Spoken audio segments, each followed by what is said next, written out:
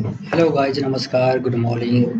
Guys अभी vacancies आया हुआ है दुबई के लिए। गाइज अर्जेंट वैकेंसीज है। अगर आप इस ट्रेड में जाना चाहते हैं तो आप जा सकते हैं। डायरेक्ट एम्प्लॉयमेंट भी जाए, हेल्पर का काम है। 1000-1200 dirham सैलरी है, प्लस ओवर टाइम मिल जाएगा। ब्लॉक प्लास्टर मेसन का काम है, मेसन में जा सकते हैं। स्टील फिक्सर का काम है, 1200-1400 dirham सैलरी है। कारपेंटर का काम करते हैं, कारपेंटर में जा सकते हैं। पेंटर का काम है, मिग वेल्डर का काम है। इसके अलावा इलेक्ट्रीशियन है, उसमें भी जा सकते हैं। सबका काम अर्जेंट है।